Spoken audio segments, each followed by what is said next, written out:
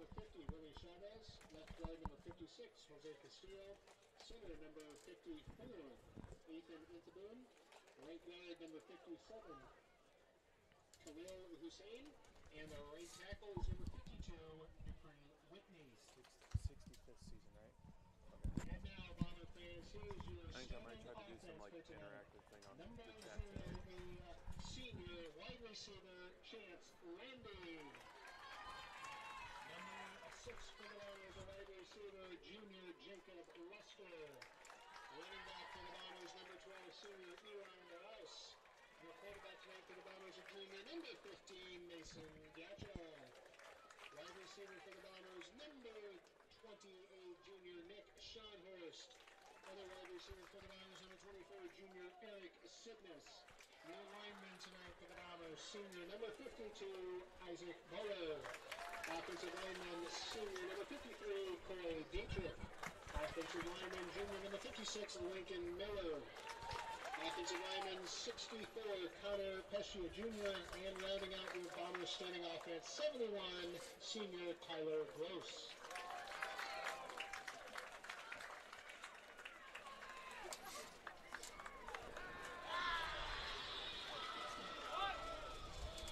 Good evening, ladies and gentlemen, and welcome to Rich Strauss Field, the home of the Ballard Bombers, for tonight's Friday night matchup between the Ballard Bombers and the Des Moines North Polar Bears. I'm your broadcast host, Brock Bierman, alongside my co-host, Tim Davis. How are we feeling tonight? It's a little wet out, but we're going to try to stay dry as dry as possible. Absolutely, Brock, and we got to give a bunch of credit to these guys that helped us set this up tonight. We've got some tents up here, so for those of you that don't know, we're not in the crow's nest. We're on top of it here at Rich Strauss Field. So we had some guys, Greg Poyer, Steve Domino, Rob Mudd, Jeremy Hillebrand, Dan Ingsler, Brock, and myself. We hauled the tents up here, gave us a little cover, got some windbreak on the northwest side of us here, and we're going to try to give you the best broadcast we can. And hopefully, if you didn't make it out here tonight, the crowd's a little sparse, but with the weather, I understand.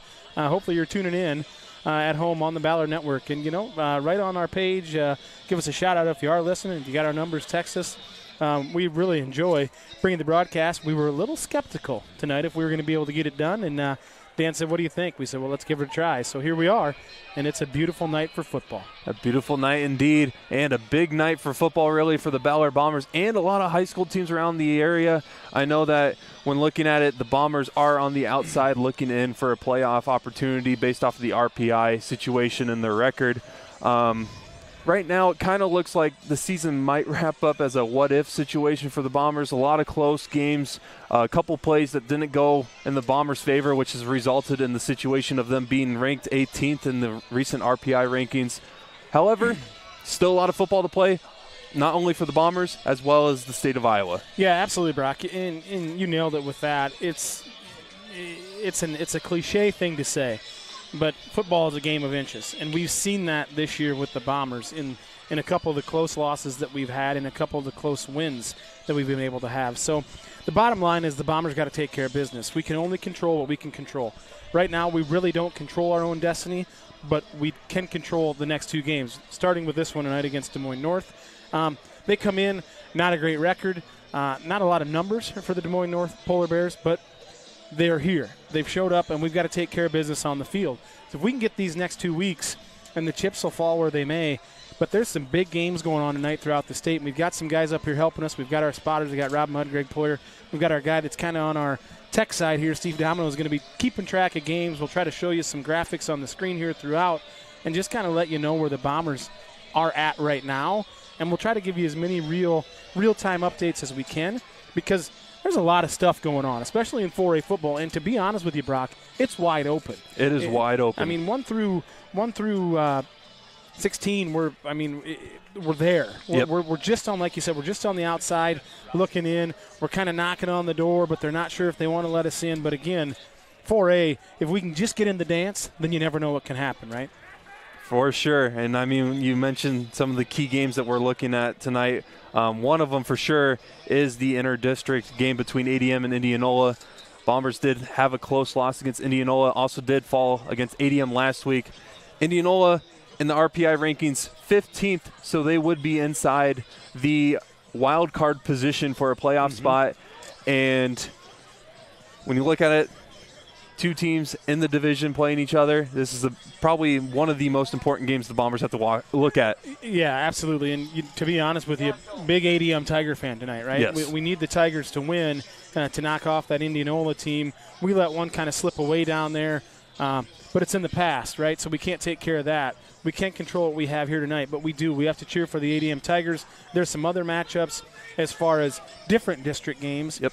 And for those of you that are listening that aren't sure how the playoffs work, they take the top two from each district. Correct, Brock? Yep. And then there will be 4 wild card teams that will get in, and it doesn't matter what district you're out of. So we're trying to get in. We're not going to be in that top 2 in the district. Like you mentioned earlier, we lost that close one to Indianola. We lost a dogfight last week really against ADM. You know, I've had some people say, hey, if there was a fifth quarter, we would be there. And you mentioned earlier a season of ifs. It's the old adage, though, if ands and buts were candy and nuts, we'd all be happy at Christmas time, right? That's for sure. So we're not there. So we've got to do what we can do right here and see what we can make happen. Getting ready for a kickoff here. It looks like the Bombers are going to start out with the possession. I think deep back is Chance Landy and Eli Rouse. It is homecoming night for the Bombers against the Polar Bears, looking to, come out with a victory, and it should be a good night of football. Yeah, and to cap the week, right? And I know from my experience in the past of being a coach, homecoming week is dreaded by football coaches and coaches in general because there's so many other things going on throughout the week. You got to get your guys dialed in and get them focused on the game. That's a hard thing to do. Now, for the Bombers, we've got a lot to play for. So our focus should be narrowed in, and we should be able to come out. And to be honest, we talked about it off the air pregame here. We got to come out and we got to punch the Polar Bears right in the mouth. We got to knock them down, and we got to body blow them, and then we just got to put them on the mat and take care of business. And we got to start early and often right here, and we get the ball. We don't have Jude Gibson. He's out of the lineup tonight. He's nursing a little hamstring. But the Bomber faithful have the student section looks like they've brought some fire extinguishers. So we've got some smoke in the air. Well, hopefully the Bomber offense is on fire tonight for homecoming as well, as the opening kick is away. And it looks like Landy's going to return it on the left side. He runs over to the right side where he's got some blockers. There's Rouse on the block. He gets to the 40, over to the 45, close to the 50 as he gets pushed out of bounds, and the Bombers will take the first possession of the game around the 48-yard line. It was A.J. Guthrie on the tackle there for the Polar Bears. We spoke about it earlier, too, pregame, Brock. Special teams is going to be key tonight. The ball's going to be a little slick. The rain has kind of subsided here for now. It is windy. It is cool. Probably the coolest game we've had all season as far as temperature-wise. So special teams, and that's a great start for the Bombers right there. Get the ball at the 47 here. On your radio dial, we're left to right, so north to south. And here's the Bomber offense. Gatchel hands it off to Rouse. He runs to the left side. He's already got a wide open lane up for a first down and more. He might go all the way on the first play of the game. Eli Rouse takes it to the house. Touchdown Bombers. Rouse to the house, and that's how you want to start your homecoming game, and that's how you want to start it right there. That's about a 52, 53-yard run there for Rouse. We just talked about it, and we said we got to punch him in the mouth to start. No better way to start if you're a Bomber fan right there. What a way to start for the Ballard Bombers. First play of offense is a 52-yard run from Eli Rouse, and he takes it all the way to the end zone. PAT attempt from Hoffman is up and good, and the Bombers lead 7-0 early on in this homecoming game. Well, Brock, that's the start that you draw up, and the running game has been what the Bombers have relied on all season long with Rouse. We haven't seen him. He sprung a couple last week, but Eli's usually good for 1 or 2 of those a game. But we just got the edge, blocked the edge, and it was all she wrote after that. He was out the gate, and you give Eli just a little crease. He gets his foot in the ground and straight line speed. He's as good as there is. For sure. Bombers lead 7-0 early on in this one. Great start. Couldn't have written a better start, really. Well, maybe, Jude Gibson would have a kickoff return, but we've seen that. We've been there, done that, right? But we and that's a confidence booster, too, for our offensive line because we've seen them struggle a little bit throughout the year. But we said this would be a good game for us to get some momentum, get our run game going for the elements, for one thing, right? Take the air out of the ball a little bit. Don't throw it around and just ground and pound them in one play, one touchdown. That's a good average. Very good average. Hoffman is ready to kick it off for the Bombers after the 52-yard run from Rouse to start the game goes into the end zone. Kick is away, and it looks like it will be caught around the 10-yard line. It is muffed. Here comes the Bomber defense, or I guess special teams, able to break off a couple tackles. Now running backwards benefits the Bombers as he will be taken down around that's Waka. It's Jackson Waka, 2-yard line. I'll tell you what, Waka's been all over the field this year, and he's on special teams, and our pursuit on that was something. Now, the coaching staff will tell you we probably missed 3 or 4 tackles that we should have made, but our pursuit to the football was excellent, and field position right now is not great for the Polar Bears. I think that was number 17, Nazir Lamar, was the one on that return. He kept trying to fight, and you know what? Credit the effort on that play. The Bomber defense and special teams able to make the play, though, and the ball will be spotted at the 5-yard line. Yeah, that's Lamar, not like Lamar's. That's where our executive producer went to college up there at Takeo Westmar. That was way back in the day. He doesn't even have a real degree, though. First run for the Polar Bears is from Moreno, able to pick up around 2 or 3 yards. Hedrick on the tackle there. Actually, gain of 4. Brings up second down.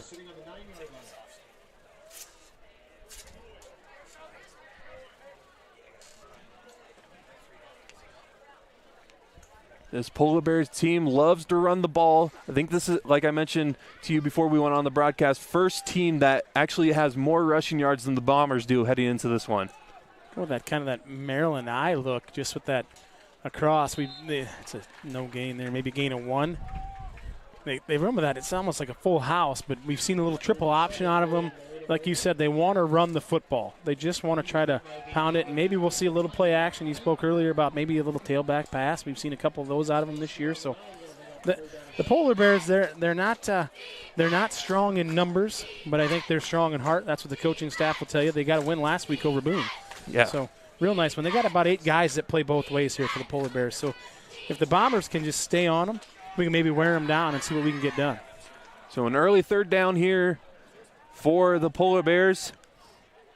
There's the snap and the pitch over to the right side. There's a good lane for the Polar Bears, but he will be brought down, I think, good enough for the first down. It looked like he was short at first, but a good spot, gain of 5, good enough for a first down. Yeah, that was a generous spot there. Dylan Schoen took him down, kind of got him up around the shoulder pads, but that was a pretty generous spot, and we missed him there right away.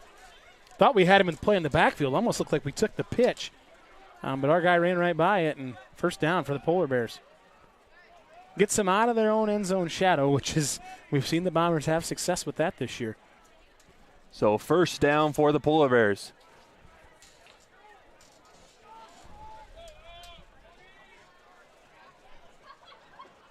Polar Bears running that heavy set. Handoff over to the right side is number 24, Tegan O'Brien. Picks up 5, second down, so couple good plays in a row for the Polar Bears here. Yeah, they're moving the ball a little bit here, and the Bombers are getting penetration. We've talked about that all year, trying to play on their side of the line of scrimmage. We are right now, but we're just kind of whiffing on tackles. We got to break down and make tackles. That's the biggest thing. Second down and 5. Keep your feet, bring your feet. Stay within yourself. Everybody kind of wants to go for that lights-out hit. You know what? Wrap him up, tackle him, bring him to the ground. That's better than nothing. There's a handoff, and I think he's met for a loss of 1. That was Sampson on the tackle there. Another run from O'Brien.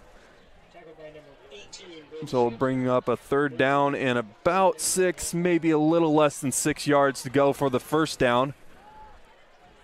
Polar Bears running that heavy sets with only one wide receiver, so we're going to see what they got to cook up here on third and a long 5.5, maybe 6.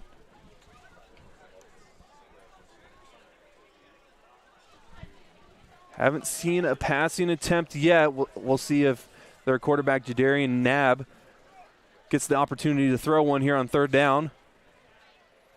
He'll hand it off to O'Brien again. Counterplay. Actually, no, that's Gay, and he's wrapped up by number 19, Schoen.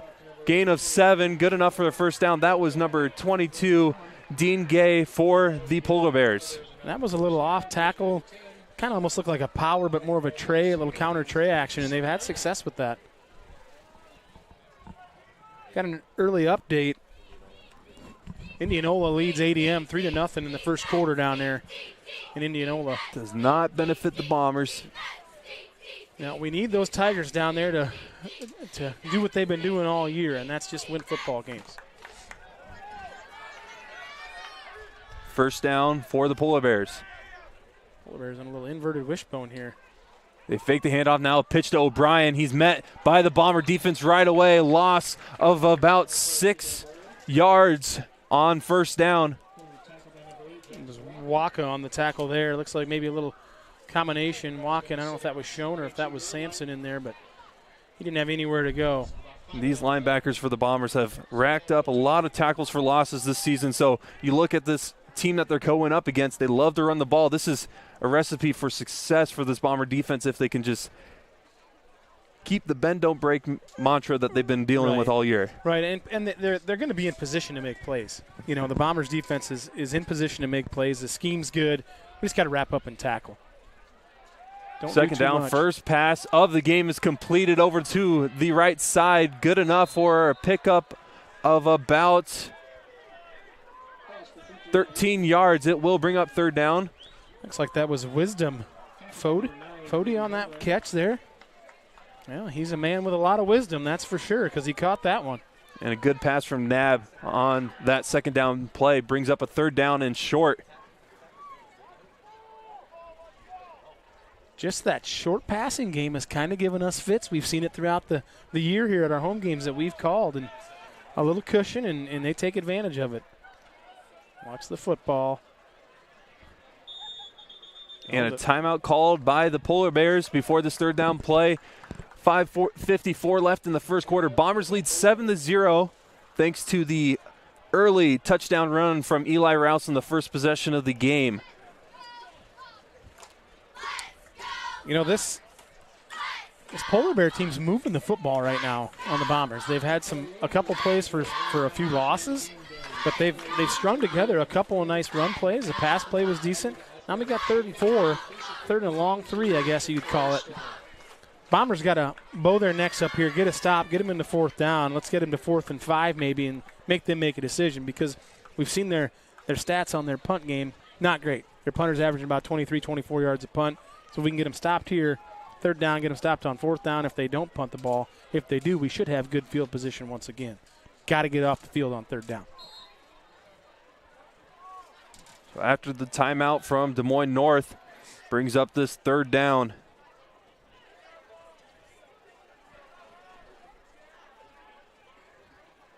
Nab will hand it off to Gay, but he is met by, I think, Jack Nelson right away. And he's wrapped up and brought down for a loss of 3 on 3rd down. Yeah, Jack put him in the full Nelson there and brought him down for a loss. Nice play by number 55. Looked like a semi-camel clutch. Brings up 4th down. Should have decent field position here for the Bombers. That was a nice play to get off the field. Be smart, play within yourselves.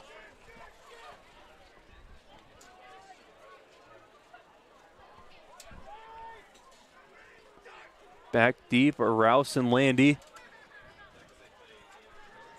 5:10 left in the first quarter. And it's a fake. That's Gay, and he's wrapped up and brought down, and it will be like Vitsum on the tackle there.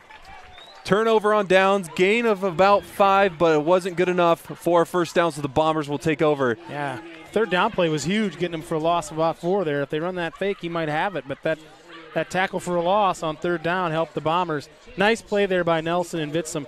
String it out, sniffed it out. Bomber football in great shape here on the 35. First down for the Bombers. Only one play so far of offense. 13 personnel here. Here's Rouse. Runs up the middle now, cuts to the right side. He's got another lane. Goes outside, inside the 20 to the 15. Probably got pushed out around the 14-yard line. Gain of 20 for Eli Rouse.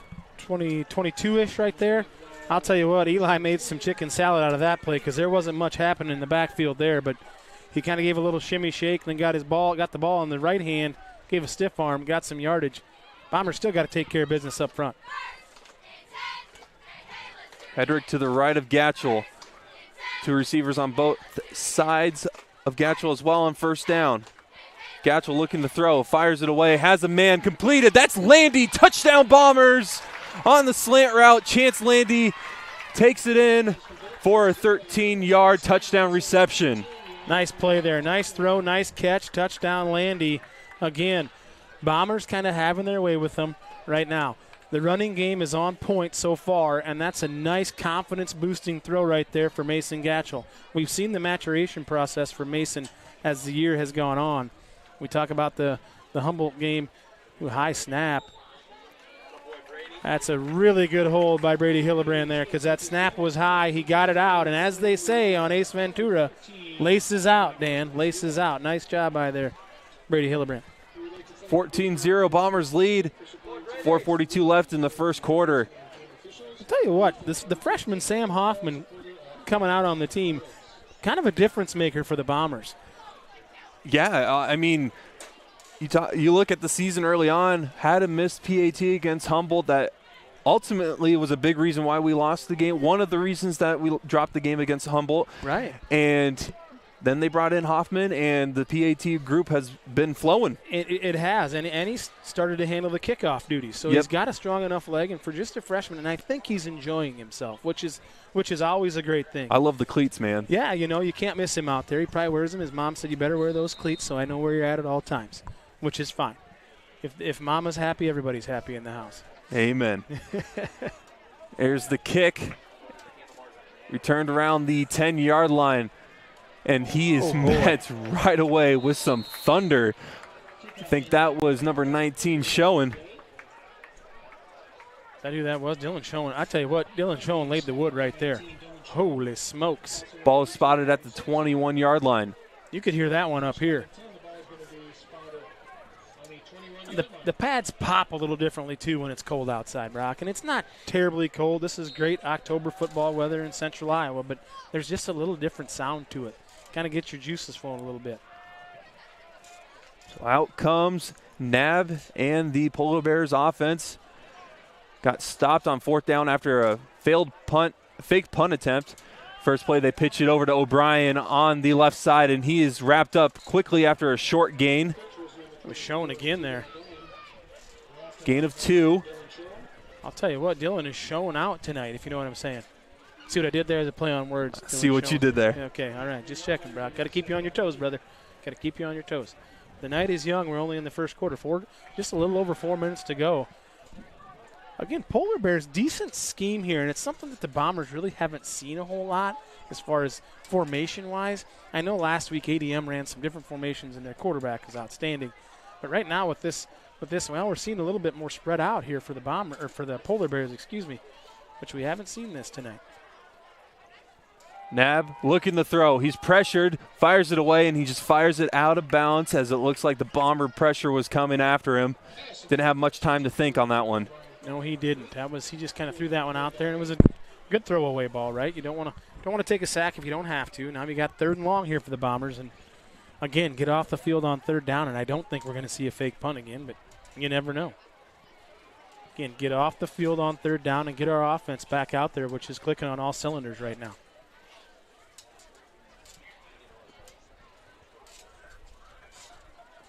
Here comes the Bomber pressure. Fires his Nab.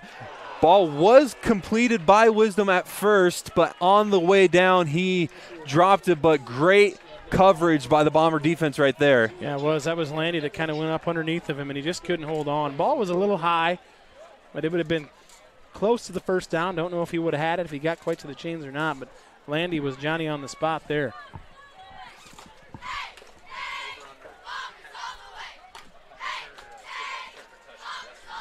It's Rouse and Landy back here deep to receive it. Maybe look for a little razzle-dazzle. Oh. Almost blocked. Bounces around the 47-yard line. It will get to midfield. Man, I'm not sure how Brody Sampson didn't block that punt right there, Brock. He was in there lightning quick, and it almost went right through. He's getting coached up right now by Coach Hochul. He's saying, no, I had it. And Coach Vocal says, no, you got to put your hands together, and this is the angle, right? He's coaching him up, and Brody's like, dang it was right there. It was close. But regardless, the Bombers have great field position once again. So far, all Bombers early on here. 3:32 left in the game. In the first quarter. My bad. Gatchel looking to throw on first down, rolls over to the right side. He's got a lane. Picks up a first down and more over to the 30-yard line before being shoved out of bounds. That's all right. That's a good play by Mason. Might have had Rouse out there in the flat, but Mason made the decision to tuck it and run. Got some blocking, got jacked up going out of bounds, but took the hit, bounced up. Gain of about 19. I want to give a quick shout out to our executive producer, Dan Ingsler, putting in the extra work on the graphics tonight and running camera. Absolutely. He's all over the place, man. He's everywhere. First down, handoff to Rouse. He runs to the left side. Great block from Christensen. Gives Rouse a wide open lane for another touchdown. Eli Rouse is running rough shot. Chance Landy with an excellent block out there at wide receiver. Sealed that corner. Henry Christensen almost kind of peeled back because as Rouse got to the corner, Christensen peeled back, got his guy, and Landy just sprung him on the outside, and Rouse was shot out of a cannon. Another touchdown for Eli Rouse. Two touchdowns tonight for Rouse, both on the ground. Hoffman out for the PAT attempt. Another high snap. They blow the play dead. Yeah, he was down, so he couldn't get back up. So no good on the PAT attempt. It will remain 20-0 here in Huxley, Iowa. 3:13 left in the first quarter. Your Bombers lead it. I'll tell you what, nitpicking here in a little bit, Brock. We got to get that snap figured out back on that PAT. And Mr. Cleverly, he'll get it worked out here on the sidelines. Just get him some snaps, get him calmed down. That's 2 in a row that have been high. Brady the timing was off, so we couldn't quite get there. So Ryan will get that straightened out. But, again, special teams is a key going into any game. But late in the year, those are plays that make a big difference. And this one, hopefully it won't matter. But we've got to continue to look forward and say, hey, we just got to clean these little things up. Easy fix. They do it 100 times during the week. Sometimes it just goes a little awry. It's kind of like a golfer, though. Once you see one go a little awry, it starts to play mind games with you. I was a long snapper in high school, Brock. Oh, you were? Absolutely. Yep. I could never put it into a mailbox, but, oh, boy. The ball will bounce into the end zone. It will be a touchback. They took a chance there, the old Polar Bears did. Kind of let that. All right, in District 1, it looks like, is that Denison? Yep. Denison leads Lamar 7-0. District 1. Looking close at those because the RPI is what the Bombers need here to clinch a playoff spot. I think Lamar's is close to the 10 mark. They are at 11. So that Denison game is important for sure. Polar Bears come back out here looking to move the ball a little bit before the end of the first quarter. Bombers have been able to get in the backfield quickly in a lot of these run plays. Pitch play over to Gay on the right side. He tries to fight his way forward for a bigger gain, but Schoen's there to stop him for only a gain of 5. The Polar Bears are having some success on the edge right now against the Bombers. We've seen that. Dylan Schoen's got about 4 or 5 tackles, which is great for Dylan, but not great for the Bomber defense when your guys in the secondary are making tackles. And he is coming up in run support, which is fine. But we got to have our guys, our front 7 guys, need to get in there and make some tackles. Jack Nelson with not a very good angle on that play right there. Don't see that very often out of Jack. Second down and 5.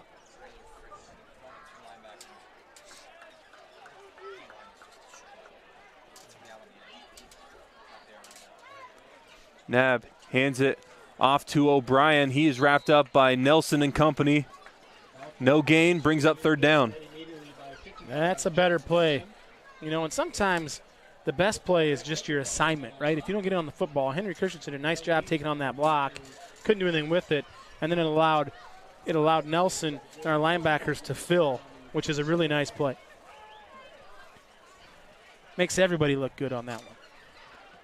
We like it when the Bomber defense looks good. Third down and 5. 1:55 left in the first quarter.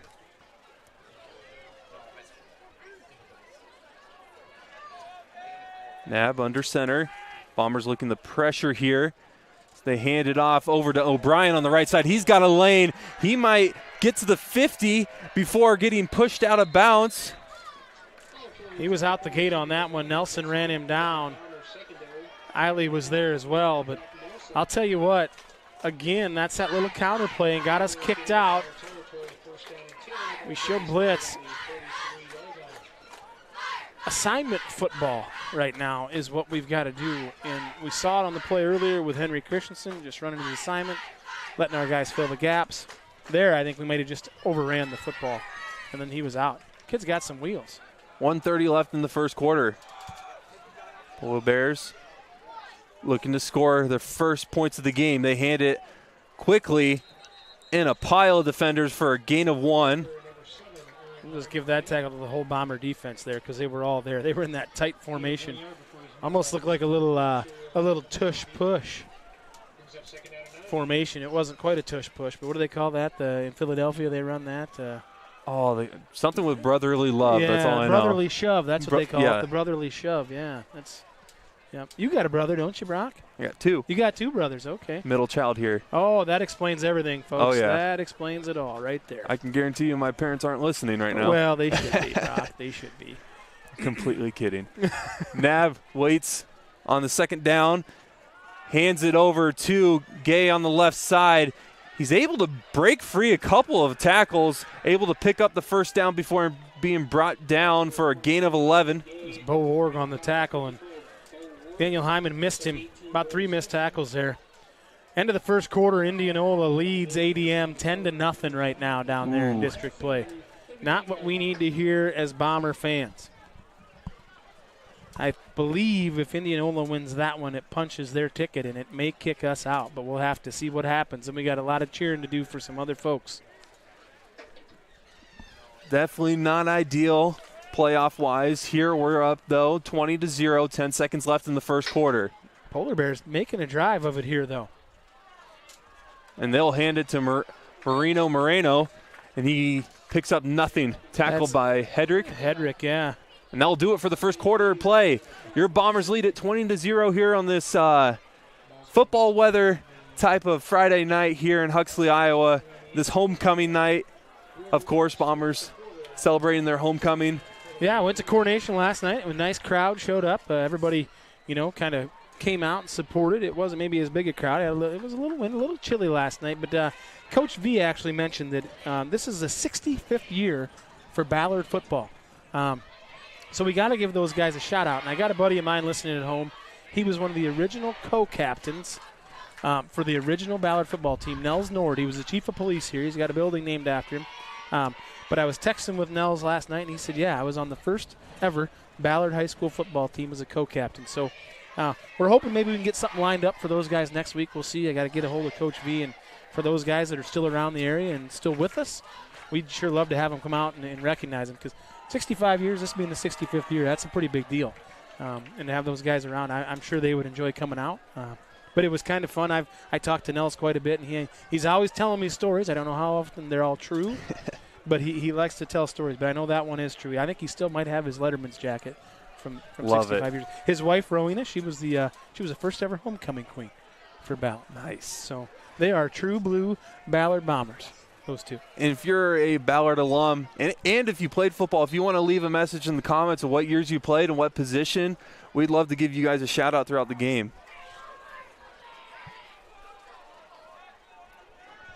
Second down and 10, start of the second quarter. Nab looks to throw, fires a deep one, may have overthrown Wisdom. Oh, and Landy got called for the PI there. Chance kind of fell down. Chance got out of position. He got caught peeking in the backfield, I think is what happened. And Chance let him get on the inside of him, and he kind of fell down and took him to the ground. We're maybe looking for an uncatchable ball, but I think that's a tough judgment call there. I don't even know if that is a call in high school football. I'd have to look in the rule book there. Either way, pass interference is called. will be a first down for the Polar Bears. Definitely just got a message from my mom saying they're actually listening for the first time ever this season, so shout out my parents.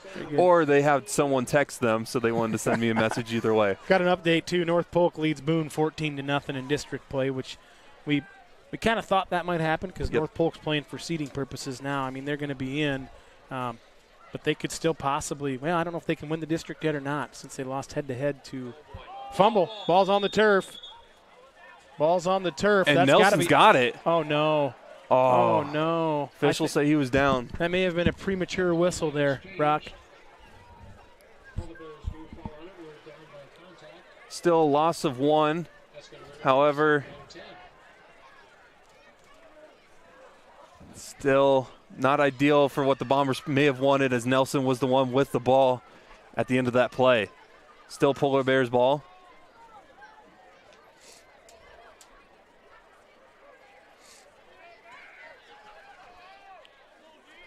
Polar Bears in that wishbone look, and again, just a little off tackle play. It's been giving the Bombers fits. Gain of 4 brings up third down.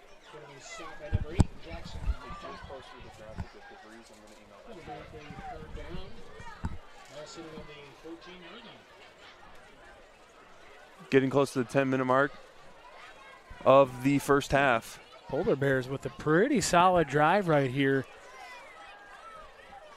Putting some yardage together against this Bomber defense.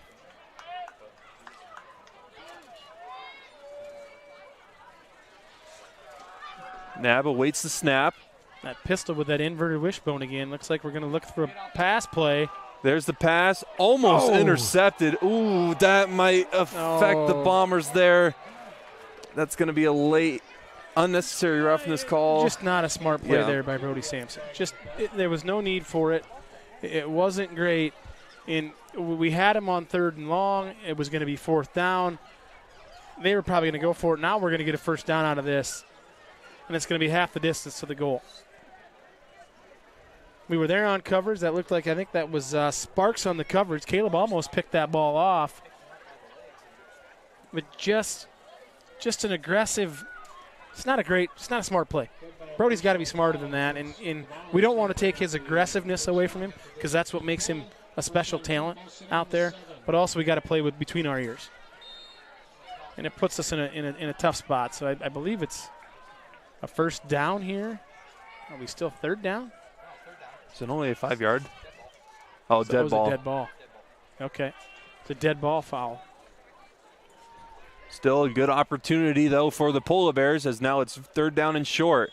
And it looks like they're going to call a timeout here before their 3rd down play. Second timeout of the first half for the Polar Bears with 10:27 left in the first half. Bombers lead at 20-0. You know, it's funny, Brock. I just got a text from Nels Nord. He's at home listening. And he said that Coach V's uncle, Monty Lance, was the blocking back on that 1958 Ballard football team. So that's a little piece of history there, which is kind of a neat tidbit. So maybe we can get Coach V sold on getting those guys here next week and give them a little shout out. But anyway, Polar Bears got 3rd and short. We're going to have 2 downs. Obviously, we're in 4-down territory. I don't believe we're looking at a field goal here for the Polar Bears. They got to try to get back in this game somehow. But I sure as heck would have liked 4th down and about 12 as opposed to 3rd down and 1.5. But Bombers got to make a stop here.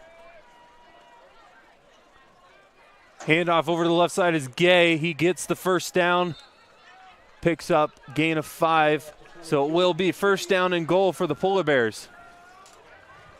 Looked like it was Schoen in again on that tackle. Dylan Schoen's been everywhere tonight again. They're running that off the tackle stuff, and it's kind of giving us fits. And they stay at it. It's that old adage, if it ain't broke, don't fix it. If it's working, keep running it, right? Don't complicate things. Polar Bears knocking on the door of the end zone, looking to get their first points of the night.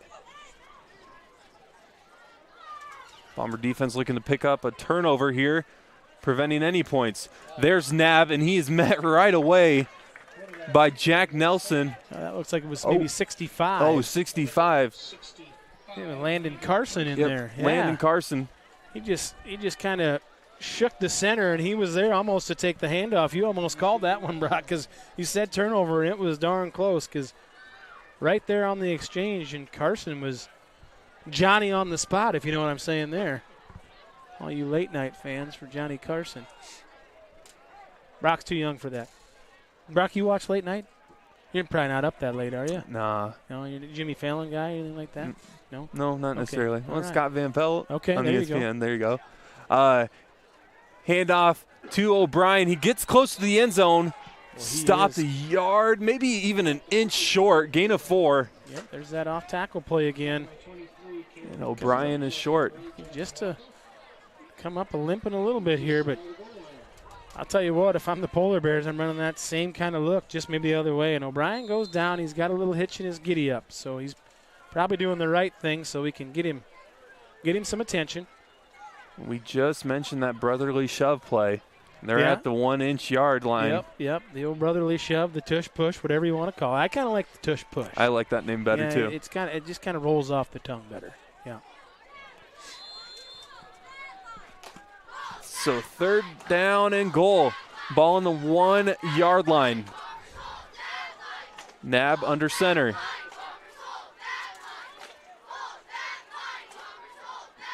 Calling out who the mic is.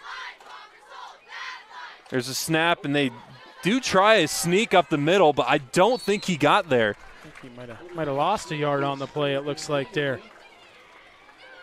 That tight formation now, if I'm them, I look at running that same formation and something to the edge. Something to go to the edge here. I don't believe we're going to see a field goal attempt, but we might.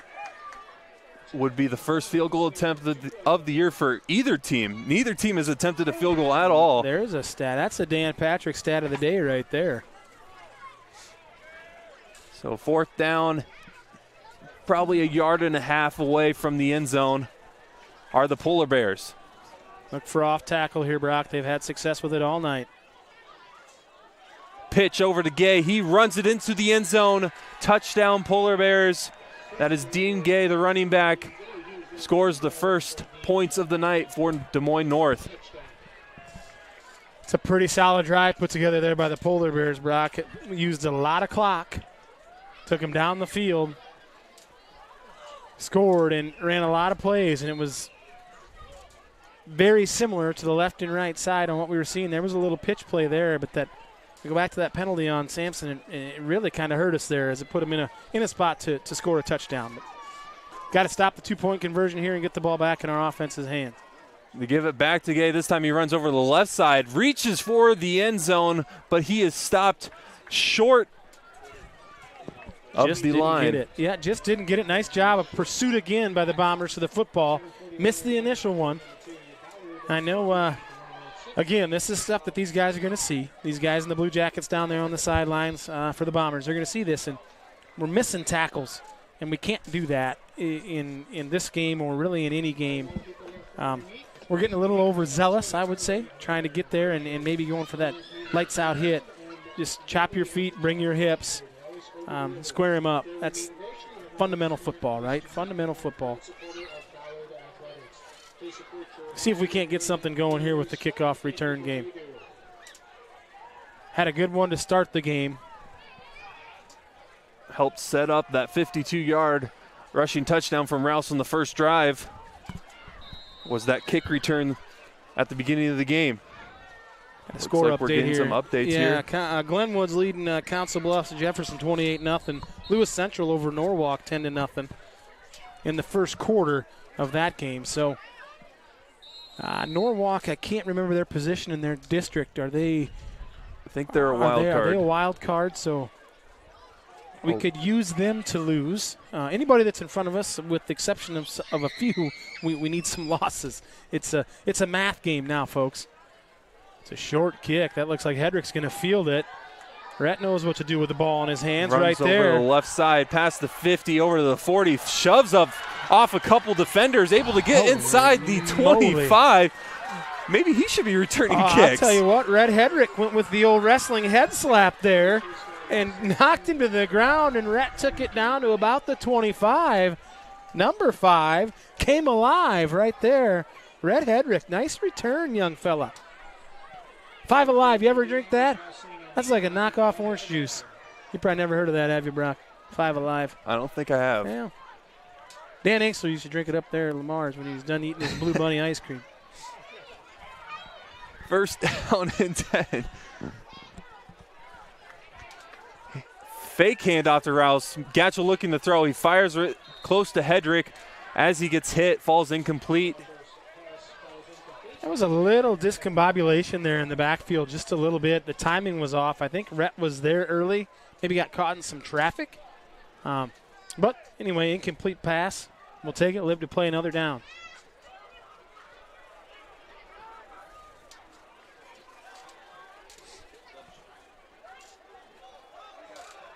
Bombers with that empty set. Give it to Hedrick there. He's got room on the right side, cuts up the middle, able to get the first down and more.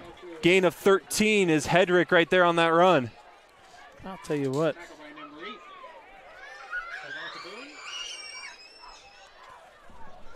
Nope. Tackle by number 44 for the Polar Bears. And folks, I'm not even going to attempt his last name because I don't want to do him any injustice here. So, but I'll tell you what that was. It looked like that was 77 out there leading Alaric Whiting, and he didn't have anybody block. Bombers in the bunch set here to the left. Little short screen pass. Get on it. And they do say it was a backward pass. They do say it was a backwards pass. So it will be a loss of yardage for the Bombers on first down. It might be a loss of almost 12 yards. It looks like a pretty big loss. And, you know, here's the thing with the Bombers. I don't mind the play call. Let's not get too cute. You know, we've had some good success running the ball, obviously. But we want to get Mason some confidence. We want to show some stuff that maybe we can maybe use later on. But we got to take care of business here. Got to punch this ball in. Handoff to Rouse on the right side. He's got some blockers. He cuts up the middle, able to take it in for his third rushing touchdown. Eli Rouse keeps taking it to his house. You bet. And the thing I love about that run by Eli is the way he finished it with two hands on the football crossing the goal line. Because we've seen that so often. Guys come from behind with that punch out or that over-the-top strip. But great run there by Rouse and a good job by the guys up front. Looks like we've got a score update here. Bondurant Farrar leads Pella 7-0 in the first. Early on, North Polk 21-0 over Boone in the second. So for some district play, we've got we're kind of Pella fans. We're kind of not. We beat Pella first game of the season, so that helps us as far as RPI goes. Double-edged sword. It is a double-edged sword. Yes, absolutely. We beat them, but they're ahead of us right now in the RPI. So 6:15 left in the first half. Bombers lead 27-6 against the Des Moines North Polar Bears. I just want to point out, I think Polar Bears is a great name for a team. You know, I have you ever been to their gym, Brock? I have not. Okay, so the Des Moines North gym, you walk in there, and there is an 8-foot polar bear in there. That's amazing. Stuffed polar bear, yeah. Hoffman on the kick. They return it around the 11-yard line. They get it around the 20-yard line before being brought down. That was Waka, and looked like Gay on the return, and Waka with the tackle. Jackson Waka is having a bang-up year as far as accumulating tackles. He's a tackling machine for the Bombers. Coming in the game with 78 total tackles. So, yeah, exactly like what you said. 78 tackles. Now, Bomber defense needs to step up here a little bit. After that last drive from the Polar Bears, hopefully we got some things rectified over here on the sidelines. We can't have them driving the ball 80 yards and scoring touchdowns. 3 and out here. Handoff to Moreno. Trying to go up the middle, but he was met right away by a couple defenders. I think Waka was one of them. Brings up second down. 23, Caleb Sparks. Jackson Waka also in that stop. No gain brings up second down and 10. Clock rolling under 6 minutes.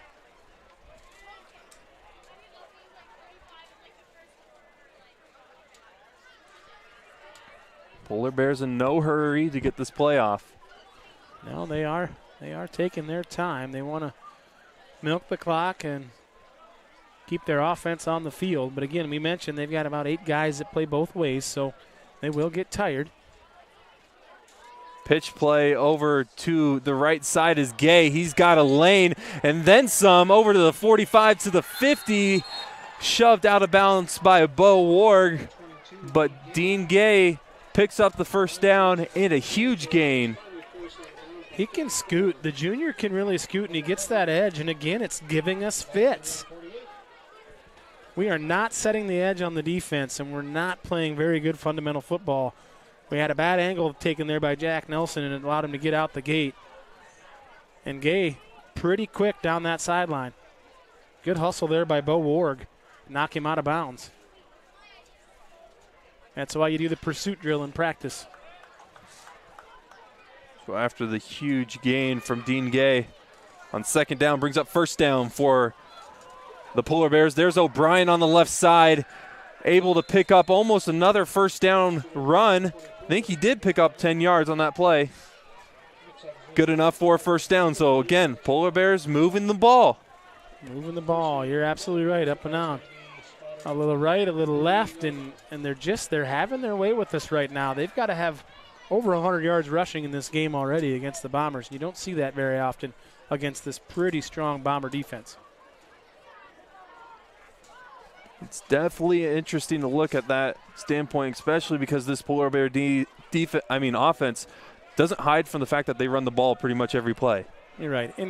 And as a coaching staff for the Bombers, you got to keep your guys engaged, right? You're kind of having your way with them on the offensive side, but defensively you got to step up, have some pride, and say, hey, no more. Just no more. No more yards. A big Henry Christensen in there on the play there, number 99. Able to wrap up O'Brien. No gain, brings up second down and 10. You know what, Brock? It's turned out to be a pretty fair evening out here in central Iowa so far. With everything that's going on in the world and how crazy it is, this is the good stuff right here. This is the good of what's happening right now because we've got a nice evening. It's cooled off. The rain has went away, and we're obviously up here underneath our tents with our windbreak behind us. Again, our homemade booth. That's right, our homemade booth.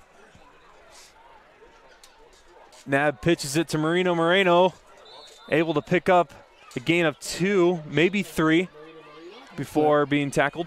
Looks like that was Henry Christensen again, just kind of got him by the shoestrings there. These two guys, Moreno and Gay out of the backfield, they've got a little explosiveness to them. You know, they've got some quick twitch to them, which and they're shifty, and they're not big in stature. But they're elusive, and it doesn't take a very big hole for them to just squirt right through it. You can see why this team loves running the ball with some of the great running backs that they have on the roster. 3:10 left in the first half. Third down, they give it to Gay on the left side, and I don't think he gained any yards. So he was brought down by the Bomber defense. I think that may have been Christensen again out there, yeah, and it looked like number 29, Daniel Hyman, out there. Henry's setting the edge a little bit better, and that's what we have to do to take that away because I don't think they can run between the tackles on us very well. So they're trying to stretch the field, stretch us out. But again, assignment football, play within yourself, know your role, be a great teammate. Fourth down here. Bombers got to get off the field and get our offense back out there, see if we can't get one more, but it starts right here on the defensive side with this fourth down. Nab looks to throw. Bomber pressure comes. He fires it away, and it's intercepted by Sparks. You bet, Caleb Sparks. The Sparks are flying around out there tonight. Nice pick there by Caleb. Almost cost us some yardage, but you know what? It goes in the stat book as an interception. Kind of hard to. Absolutely, you got to make that catch every chance you get, but darn right you do.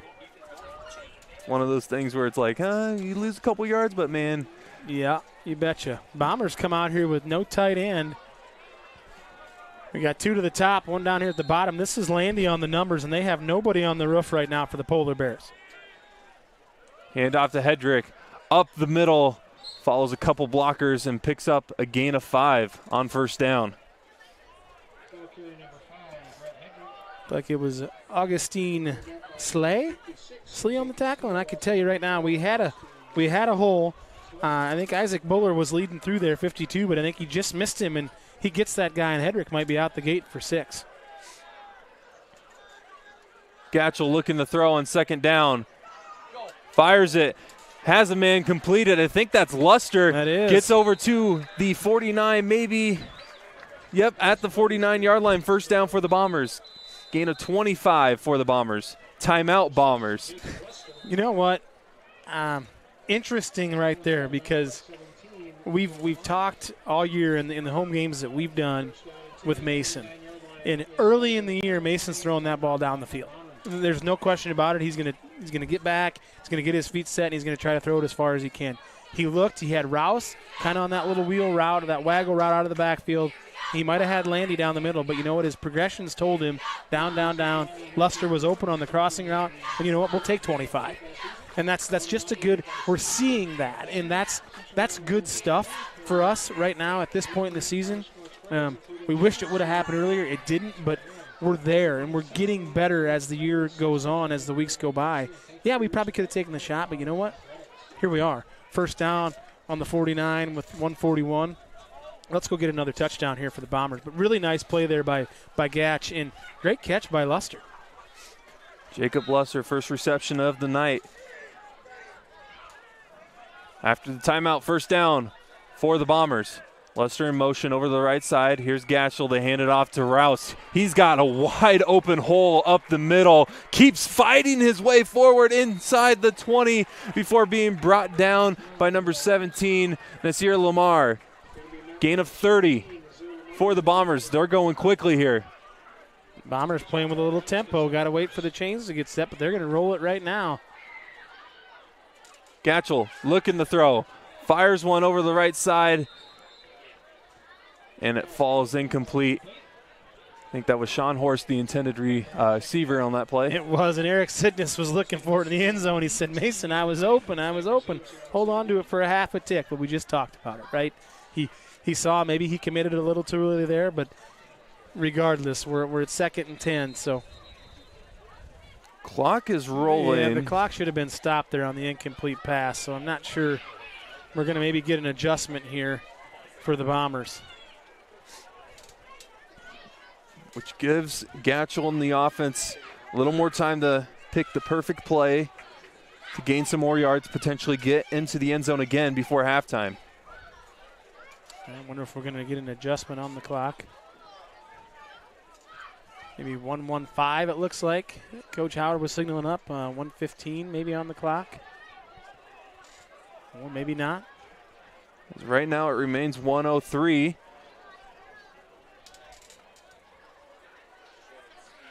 So I'm going to assume it's going to remain 1:03.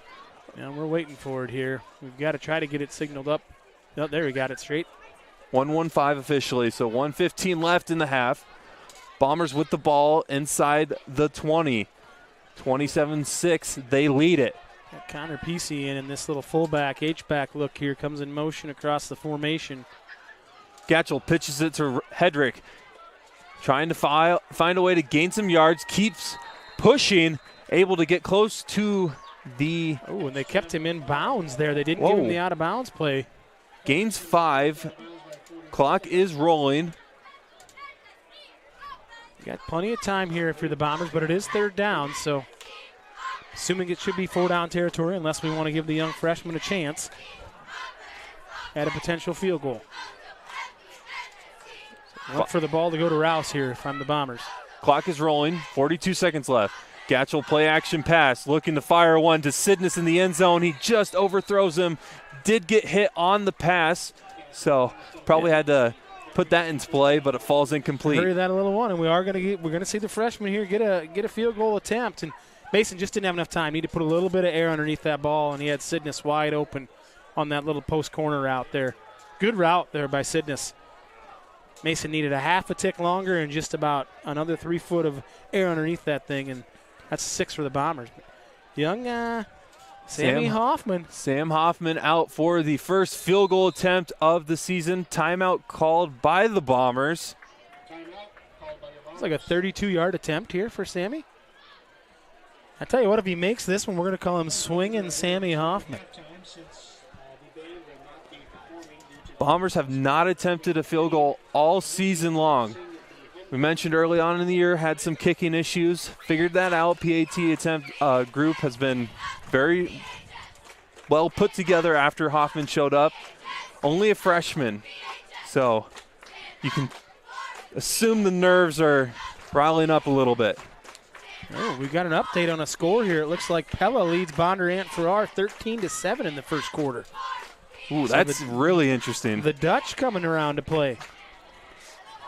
So here we go. 37 seconds left in the half. 4th and 6 on the 14. Hoffman out to kick the first field goal attempt of the season for the Bombers. Here's the snap, the hold. Kick is away, and it is no good. No good. Good snap, though. Just Sammy just got a little anxious, I think. I think the nerves maybe got to him there. Just pulled it a little bit left. I love that they went for it, though. Yeah, it's a good attempt. I would have liked to seen the Bombers punch that one in there, though, before the end of the half. Yep. That would have been a nice way to go into halftime there for the Bombers. So the first field goal of the year is no good for the Bombers. First down for the Polar Bears, 37 seconds left. We'll see if they even attempt to do anything here before halftime. They do get the ball to start the second, so they give it to Moreno. Ball's on the turf. The ball's loose, picked up by the Bombers, and he is brought down. That's Brody Sampson on the fumble recovery there. I don't know. Brody wasn't really sure what to do with it. I thought he was going to try to get out the gate because he can really scoot when he's got a straight line, but he got the fumble recovery. So Bombers got another shot here. Looks like we got one timeout left, right, Brock? One timeout, 27 seconds left. More than enough time for Eli Rouse to run about 35 yards, I'd say. Only took him one play in the first possession of the game. You bet. So we know he can do it. Boy, that Pella Bondurant score is interesting to me. Definitely something we're going to have to keep our eyes on as all the games in the state of Iowa progress. Back here, Gatchel looking to throw, finds Rouse. He's got blockers on a screen pass, but he's wrapped up right away. So not as... Looks like we got a penalty back here. Could be roughing the quarterback possibly. Gatchel took a shot. I didn't see it, but I see the flag laying back there on the ground. Or maybe it is on the Bombers. I don't know. Ineligible receiver. I want to be in the backfield if it was that. No, we're going to take it. It looks like it must be roughing the pass. I didn't see the signal. Did you, Brock? I did not. They were looking at the Des Moines North sideline the whole time. Yeah, I'm assuming it was roughing the quarterback on that is what I would say. Yep, here we got it. There we go. Roughing the passer. Well, that helps the Bombers out. Puts them back here in good shape with 18 to go. 18 seconds left, like you mentioned. Does the timeout get put back on then? Because the Bombers did call a timeout after that play. Yep, I believe that it does. Okay. Yeah. So clock is rolling now. Gatchel fires it to Rouse. Trying to follow his blockers. He's got a lane on the right side. Cuts inside the 5. Close to the end zone. I think he will be marked out at the 5-yard line. 6 seconds left. Oh, boy. I'll tell you what, the Polar Bear coaching staff is maybe looking for a little bit of a crackback block on that, which they've kind of got away from that. It's a rule they're trying to enforce, and it looks like Rouse is – thought he was coming out of the game, but Rouse almost – he was sniffing the goal line again, but with 6 seconds here, you do have an opportunity for 2 plays if you get a quick one. Not really the Bombers style, right? We're not NCAA, we're not NFL, but they would tell you with 6 seconds on the clock, you've got about time for 2. We've probably got time for one really good one here for the Bombers. Gatchel hands it to Hedrick. He's got a lane, takes it into the end zone. Oh, boy. Touchdown Bombers, Hedrick. First rushing touchdown of the night for him. That's a nice job there by Red. It was kind of bottled up, and he just kept his feet, kept the vision, and found that little crease, and he's in the zone. Out comes the PAT group. Yeah. Looks like we got an update down here in Indianola. Indianola leads ADM 10-0 at halftime. That's a big North game. Polk up 28-0 to Boone. Hoffman's Boone at kick half.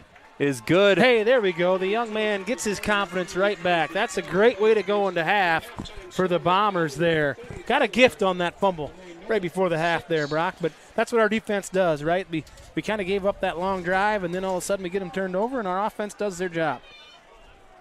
Yeah, the fumble from Marino Moreno recovered by Brody Sampson helps the Bombers get back on the scoreboard before halftime thanks to the rushing touchdown from Rick Hedrick. Real quick before we hop off for halftime, there is no halftime performance from the band tonight because of the weather, but this is a great time to buy your tickets for the next upcoming Flyby show live at Flight. Yeah, at the Flight Lounge, November 5th.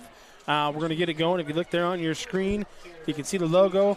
There's a QR code you can scan right there on your screen to buy your tickets, folks. And I'm telling you, if you haven't seen it yet on Facebook, our first guest, I believe, our featured guest is up there. So get your tickets bought. It's going to be a great show. It's just going to be a great show, and I think it is up, so we can probably tell the folks who it is, right? Yep. Guys, we got Darren DeVries coming in, the head coach for Drake University, the men's basketball coach for Drake University, will be our guest on November 5th for the Flyby Show, along with Coach Schertz and Coach Anderson for the Ballard Bombers. So it's going to kind of be a basketball show as we get into that November time frame. And the Drake Bulldogs, they actually start their season on the 5th with their first regular season game. And Coach DeVries was gracious enough to tell us that he would available to come up and chat with us for a while. So we're excited about it, and we're excited about the upcoming basketball season. But and we'll talk more about that maybe here in the second half. But we still got a half to play here, and Bomber football is alive and well and strong here at the half.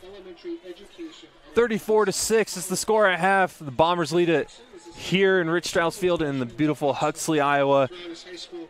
Yeah, some homecoming events going on right now, so we will step aside as those are going on, and then we'll recap the first half and get the second half rolling here on the Ballard Network. Iowa State University or Missouri State University, and today also happens to be Jackson's 18th birthday.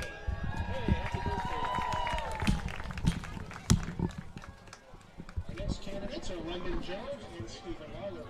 London is the daughter of Tricia Simcox and Luke Jones of Huxley. At Ballard, she has participated in cheerleading, competition cheer, dance team, marching band, concert band, jazz band, choir, jazz choir, the musical, the play, mentoring, and the National Honor Society.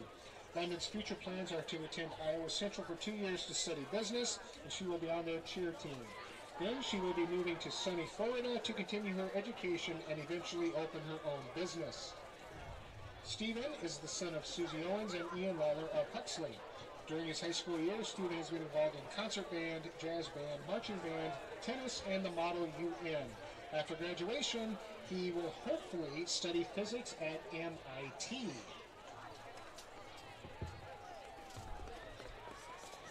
Our next candidates are Brooklyn Baumgartner and Eli Rouse. Brooklyn is the daughter of Ballard and Mark Baumgartner of Slater.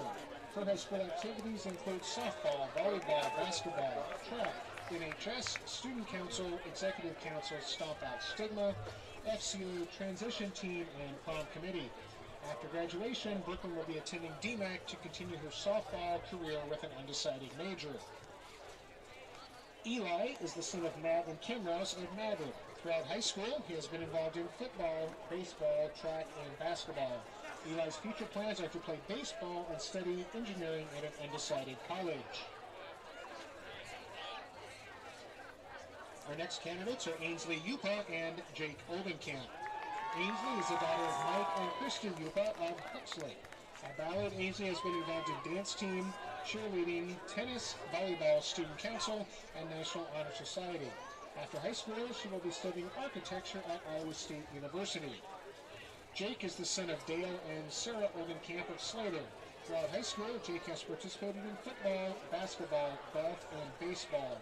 After graduation, Jake will be attending Iowa State University to study turf grass management. And our final candidates are Riley Sugar and Jaron Watson. Riley is the daughter of Eric and Kayla Sugar of Huxley. During high school, Riley has participated in volleyball, golf, National Honor Society, Student Council, Executive Council, Stop Out Stigma, FCA, and mentoring. After high school, Riley will be attending the University of Missouri to major in health sciences. And our final name to announce is Jaron Watson. Jaron is the son of Mark and Audra Watson of Huxley. At Ballard, Jaron has participated in tennis, baseball, basketball, football, and bowling. After graduation, Jaron will be attending Iowa State University, where he plans to study entrepreneurship and communications.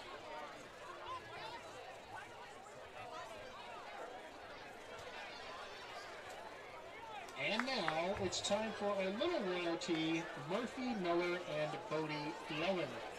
Murphy is the daughter of Derek and Nicole Miller.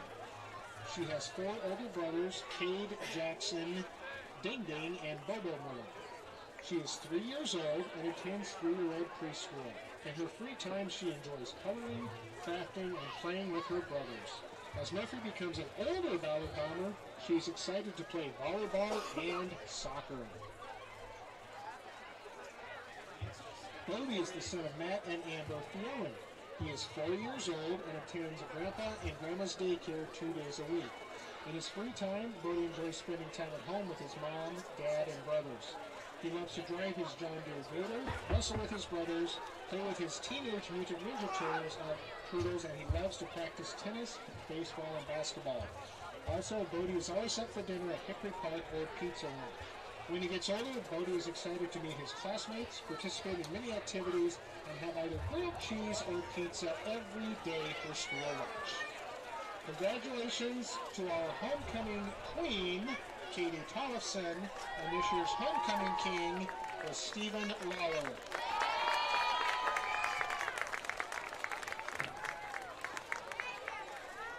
Bomber fans, how about another hand for our homecoming court? As you can tell from what I read, these students are extremely involved in numerous activities at Ballard, and they all represent Ballard extremely well. Thank you very much.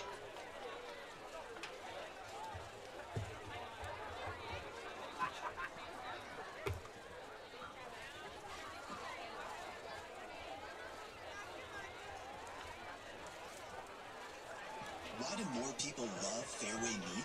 Because the fact is, every cut is a cut above. And nobody has the chops we do. We see food differently. The stakes are big, and we always over-deliver. That's why fair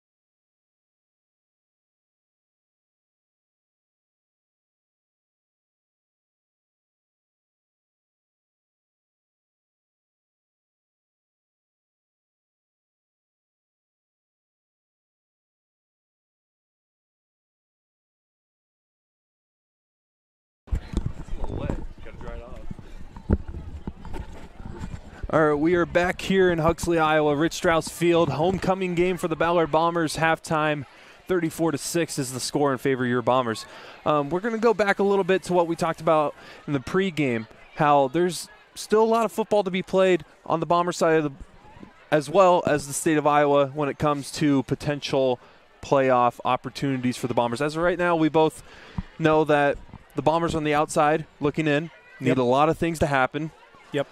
Got to have a lot of things go our way, and I believe the graphics on the screen there, so you folks that are still tuned in with us at home over the halftime, hopefully you're kind of getting settled back in here for the second half. But on your screen there, you can see kind of how things are laid out, as far as what we're looking at and where the Bombers sit right now as of this moment in time. So tonight's games are going to be there's a lot going on. I mean, Pella's beating Bondurant right now, and Bondurant was, I think, number 1 overall on the right there. Bondurant was 4. Bondurant was 4, okay, in the RPI, but they've only lost once, I believe, and that was to North Polk, first game of the season. And we've got Indianola who's beating up on ADM right now. ADM's down a couple guys. I know Florida's hurt, and Dahl's been out for a while, but Lewis Central team over West is kind of a problem. Pretty good team. And it looks like they're beating up on Norwalk 20-0 right now at halftime. So that kind of the proof's in the pudding there for Lewis Central. But outside of Lewis Central, Brock, 4A is pretty wide open. There's not a runaway team that you're thinking, boy, they're really good. We lost. We've got some losses. The Humboldt loss was kind of a tough one for us. We turned it over a bunch. They haven't been great since that game against us. We lost to a really good Creston team. Yes, that team's going to be competing for a state championship. Absolutely, and Creston's they've got all the horses. They've got a good senior class down there, and they keep winning, which is good for us. But as far as 4A football goes, if we could have got that one down in Indianola, we're maybe not nearly as sweaty as we are right now as far as things go. And as you can see on your screen, folks, and you can kind of make sense of it. You kind of can't, but we've, again, that Pella game. Pella's beating Bondurant right now. We don't really need that to happen because that's gonna really bump Pella's RPI. It's also going to help ours as well. So we're in a catch-22 right now. We need some teams to lose. Where's Norwalk on that list, Brock? I don't have it right here in front of me. Norwalk is 7 currently. Norwalk's 7 currently. I know that we've got their schedule for next week. It looks like Newton's beating Gilbert right now in the second quarter, 7-0. So that's a Gilbert team that started off hot. Norwalk's got Glenwood next week, which is a good team. Glenwood, I believe, is right there around 5 or something, or their RPI. So Norwalk could maybe slide down the list just a little bit. And they're on the wild card position right now at 5-2. So and they're 5-2. They go to 5-4. Yeah, and so I'm talking. I've got Brock here in the headset, and I've got our guy up here, Steve Domino. Steve's doing a great job. He's got his iPad up here, and he's following all these games. So these live updates we're getting are in real time. Steve's just kind of giving me the scores, and he's watching the games. That's great. Norwalk would be 5-4. We would be 5-4. So there's just things that are, and DCG helped us out a ton by beating Norwalk, and we beat up on DCG pretty good. So lots of things going on. We can only control what we can control, and that's between the lines here tonight and next week against Boone. But we're cheering for teams, and we don't want to cheer against teams, but we got to cheer against teams. For sure. And, I mean, one of the things that I've been looking at closely is the opponent winning percentage. And you look at the Bombers. The Bombers are one of 2 teams in the top 18 that have a opponent winning percentage of over 600. And there's something to that because, and this isn't a knock, but you look at that Gilbert Tiger team, right? Gilbert started out the year lightning fast, and they were 6-0, and now they've kind of run into some buzzsaws. And so Gilbert trails that Newton team. So they lost last week to Bondurant Farrar. They're down here in the second quarter against Newton.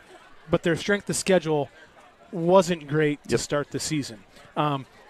But you play the teams that are on your schedule, and you take care of business, and that's great. However, for us, for the Bombers, we haven't taken care of business. We got a great win against North Polk. The North Polk game was one we maybe didn't expect to win, but our guys fought their hearts out and came to play and got a big win because that's a good North Polk team. They run some good stuff. The ADM game last week we didn't get. We really need ADM to win this week. I don't know if it's going to happen. They're down a few guys. And Indianola's like us. They're fighting. They're fighting for a playoff spot. And, again, we said it prior to, get in the dance, see what happens. Because, again, 4A, we would have to go on the road. Obviously, we wouldn't host. But if you can get in, there's no telling what can happen. For sure. And, I mean, you look at this graphic that Bound provided us, or we kind of just took from their social media, so credit to Bound on that graphic. We don't know how necessarily, and they did have, I think it was Newton in as a wild card team, but Pella had a better RPI. So not necessarily sure how accurate the wild card part of it is. Correct. However, they do, like we mentioned, top 2 teams in each district get into the playoffs, and then there are 4 wild card spots determined by the RPI rankings. Yep, and again, the numbers aren't perfect here. We're giving you kind of what we've got to work with, because we're excited about it, folks, because we weren't sure how this was going to go, and that North Polk game really kind of springboarded us into maybe doing something or being part of something special, and we're still alive, right? And I was texting Coach Smith the other day, and we watched a little film a couple weeks back, and so when you're never out of the fight, and you got to stay in it all the time, and I said that I think we had the North Polk game, and you just got to stay in it, and you got to believe in yourself, and the Bombers have, and we're in. We're still in it. We're not in it, but we're not out of it yet either, right? We're not out of anything from what we can control. So interesting, and the Lewis Central team, like I said, I think they're beating up on Norwalk right now. Denison is beating up on Lamar's 10-7. Well, not beating them, beating Lamar's 10-7, but that Lewis Central team. And we got the kickoff here. And they'll give it over to Gay, and he's trying to break a couple tackles, but he is wrapped up and brought down by, I think, number 8. So that's Waka right there on the return defense. Waka on the kickoff team there with another tackle. That's the second or third Jackson's had. And right now, guys, at Rich Strauss Field, if you're at home, cozy in your PJs or on that couch, the executive producer, if he can get a shot of that rain up there in the lights, it's coming down pretty decent right now out on this field. So just to give you an idea of what these guys are dealing with. That's why he gets paid the big bucks, folks. That's Dan Inksler, Cameraman of the Year. Cameraman, graphics man, he just does everything. 3 emails this week from ESPN and Fox Sports, so we'll see what he decides to do. On this first down play, they'll pitch it to Gay on the right side, and he is brought down quickly by Henry Christensen. Loss of 1. And here we go, Brock. We talked about it prior to the broadcast, and it kind of quit raining. Ball security is going to be key here for both teams that want to run the football. And if you're the Bombers, you want to get a stop, you want to get off the field, get your offense out there, get a score, and get that clock running. Get us out of here, right? We want to take advantage of this weather, but we got to wrap up and tackle, and then you know what? Get the football. Get the football, get them turned over here. Second down and 11. Nab awaits the snap under center. Hands it off. Up the middle is Moreno, who had a fumble late in the second quarter. Gain of 3, though, this time. And then Jack Nelson on the tackle there. 55 for the Bombers. So the thing about Jack Nelson is if you run at him and inside those tackles, he's a tackling machine. Sometimes when he gets out in space, his angles aren't great and he doesn't have that great a speed, but his effort is always there, and that's the beauty of Jack Nelson. That's why I love watching him play. You never question his effort when he's on the football field. Makes for a great middle linebacker. Where's that 55? Really well for the Bombers.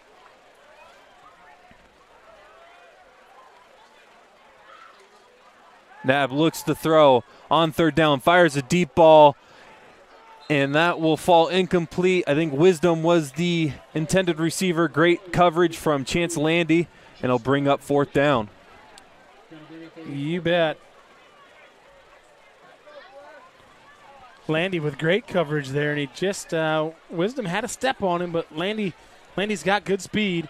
Looks like the Polar Bears are going to go for this right now on fourth down.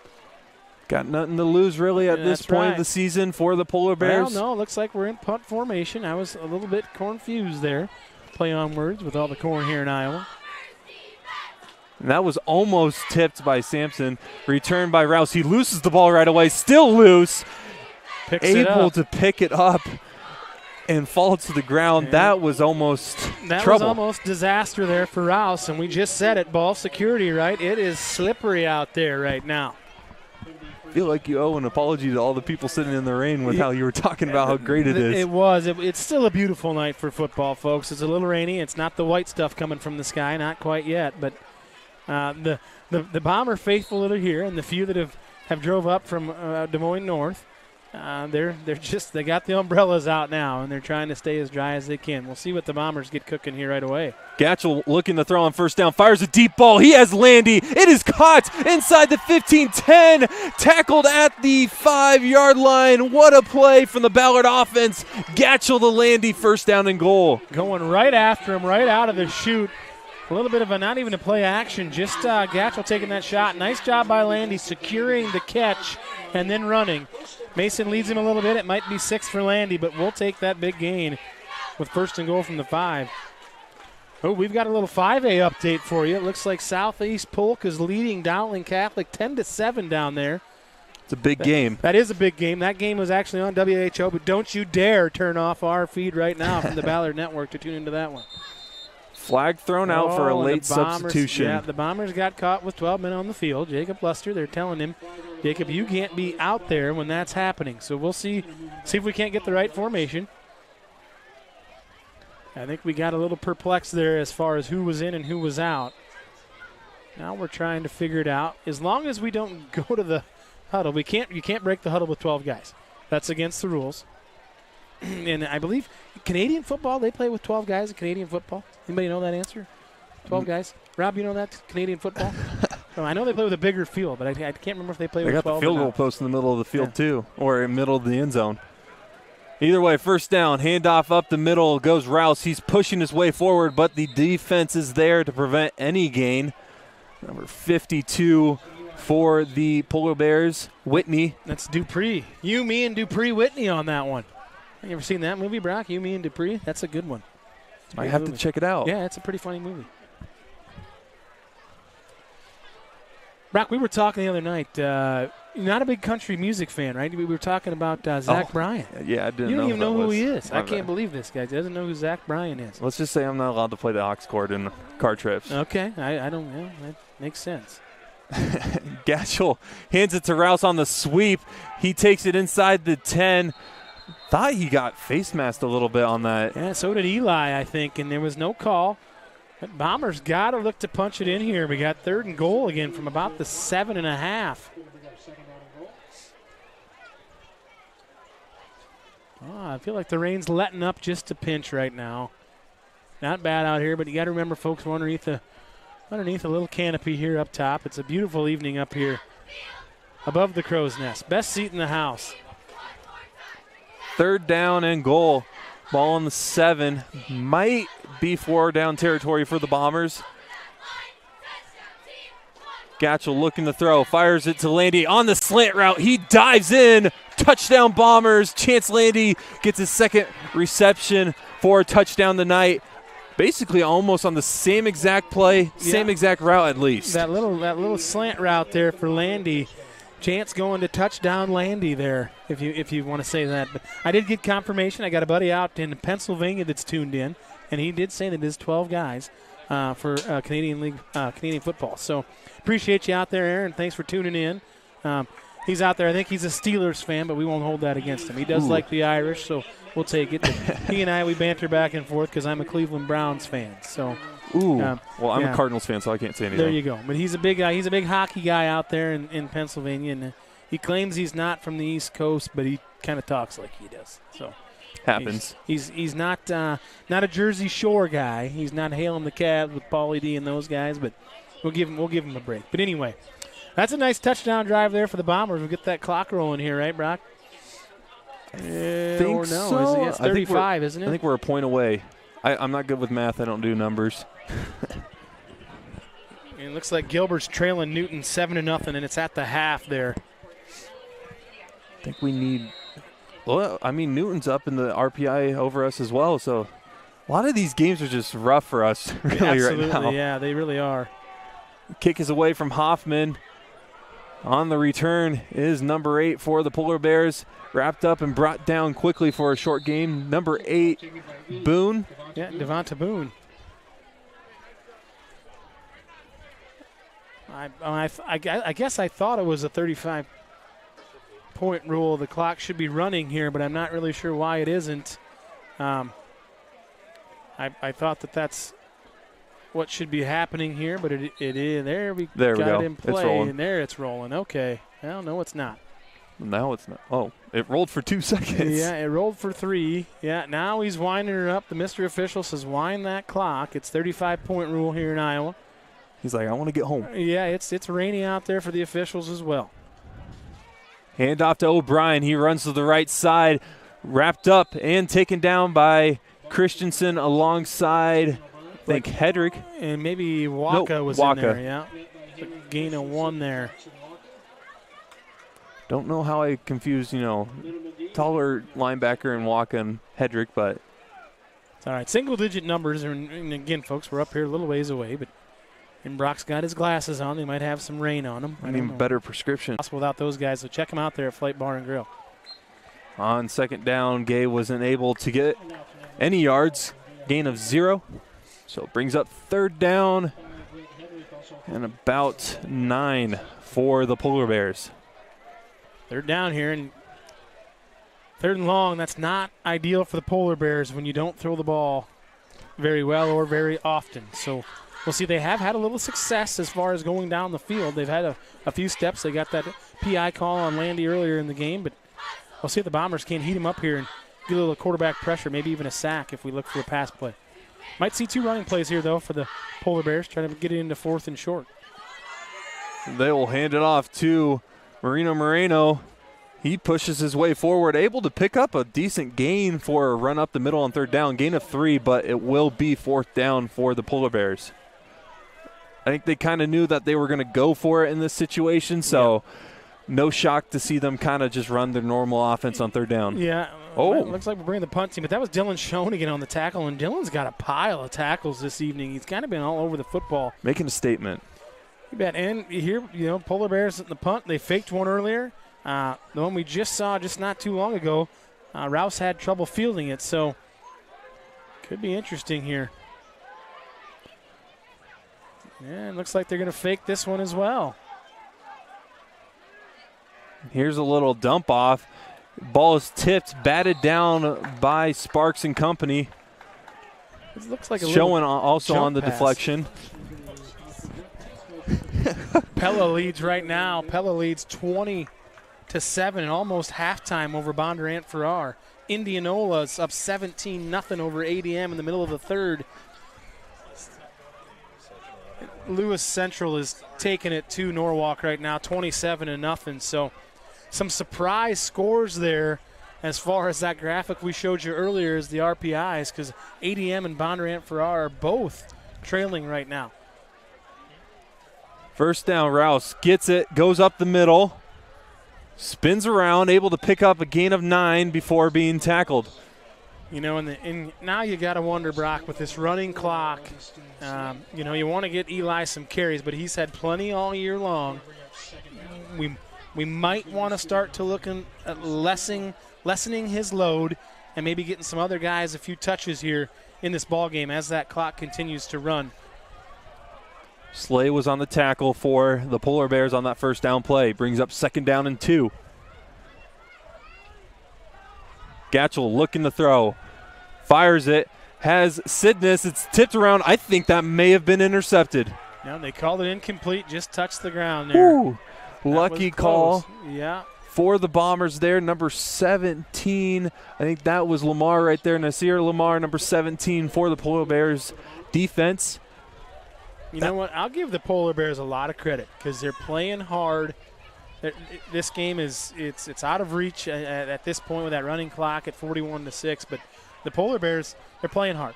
They're flying around to the football, giving everything they got. And as a coaching staff, that's important for those guys over there on the Polar Bears sideline. Third down and 2. They'll hand it off to Rouse. Flag is thrown out. Able to get the first down is Rouse inside the 20. Keeps pushing his way forward. And Lamar finally rolls him down at the 13. wonder if we got either it's an illegal formation or maybe we're in the neutral zone. Not sure what's happening here. Looks like it's got to be some sort of formation here. Oh.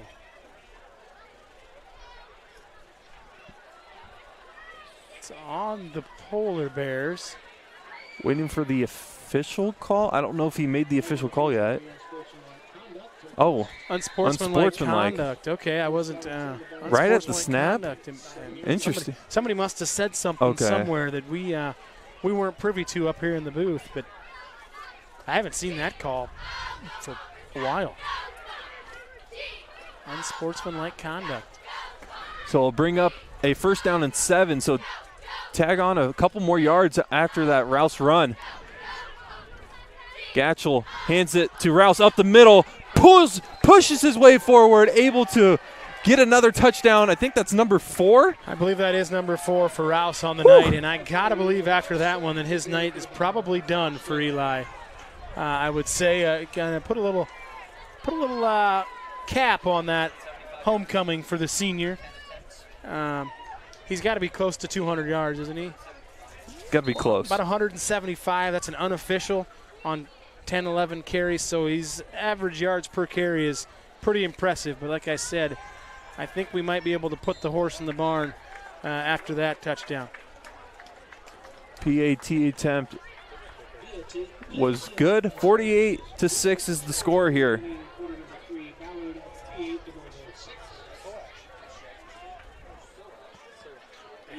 That was Soash with the extra point. Okay. Athens Soash. All right. Okay. He punched that one through, and he's getting the kickoff duties here. So we're giving the freshman Jack Hoffman a little break here. Soash. All right. Well, that's nice. That's nice to see we got another kicker in there. Went from having 0 to having 2. We'll take it, though, by golly. Things are looking up for the Bombers, and the Bombers they've just ran away with this one. Literally and figuratively, the Bombers have ran away with this football game here, and it's kind of been the Eli Rouse show. You know, I mean, he's done what he's supposed to, and the Bomber defense outside of that one long drive, they've come what they were supposed to do, and that's a decent kick there by Soash. Ball is muffed but picked up, and oh my goodness, what a tackle from Sampson right there. That was Brody Sampson, and I'm telling you right now, he came out of nowhere, but came down there with a head of steam, put him on his can, and then somersaulted right back to his feet. That's the thing about Brody Sampson is you don't want to take that away from him, and sometimes his aggressiveness can get him in trouble, but on plays like that, that's impressive stuff.